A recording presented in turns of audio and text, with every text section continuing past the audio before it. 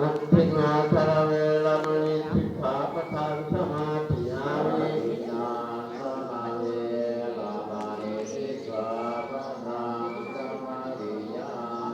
กาเวทิสากาเวรมณีสิกขาปะทังสมาธิยามิ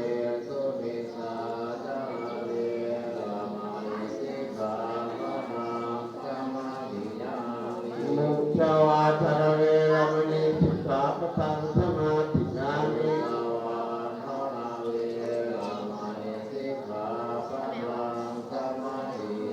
สุราเมรยมัตตปมาทัฏฐานาเวรมณีสิกขาปะทังสมาธิยา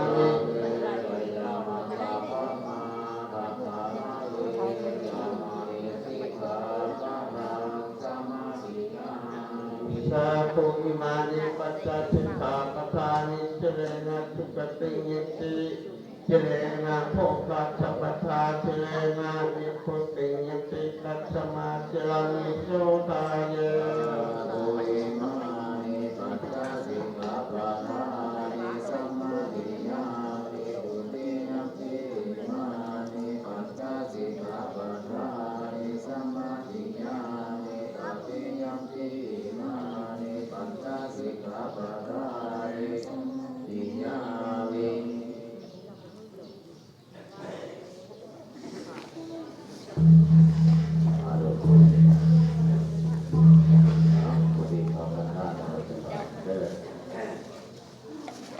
นะโมตัสสะ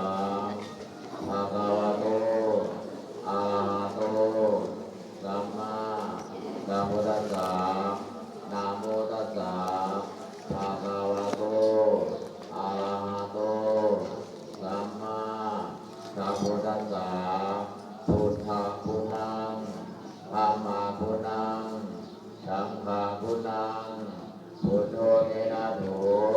ธัมโมเมนะโถสังโฆเมนะโถพุทธารัตนังธัมมารัตนังสังฆารัตนังอาหังวันพระมิปิติปัตตานิทิภาภิกขัง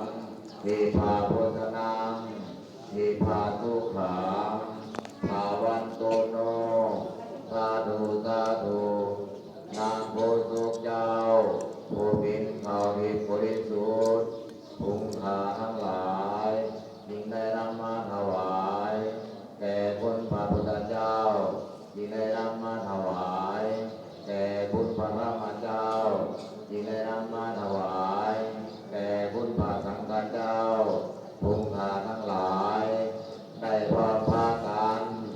ย่อขันข่าวขึ้นเนื้อหัวขอใจบาทแก่พระสงฆ์เพื่อให้เป็นทานพวกผู้ขาทั้งหลายได้ให้ดีแล้วขอจงเป็นวัตถุทานอันบริสุทธิ์ถึงความสิ้นไปแห่งอาสวะกิเลสเครื่องดองสันดานที่ทานเรียกว่าพานิพพานในอนาคตการเบื้องหน้านั้นเถิดอันหนึ่งพวกผู้ขาทั้งหลายจะขออุทิศส่วนบุญส่วนกุศลอันนี้ขอให้ไปฮอดไปถึงแก่ดวงจิตวิญญาณของญาติแห่งผู้ขาทั้งหลายมีบิดามารดาสามีภรรยาผู้ประจาญาติเป็นต้นพร้อมทั้งบุตรีและบุตรสา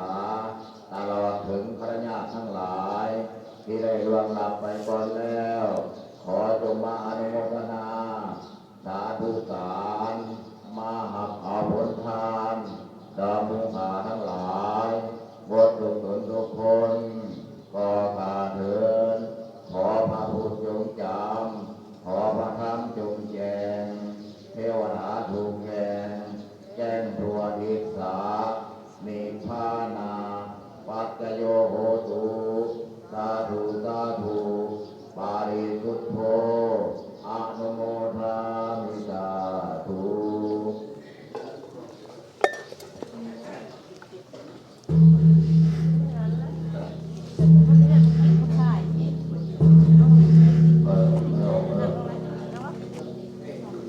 เ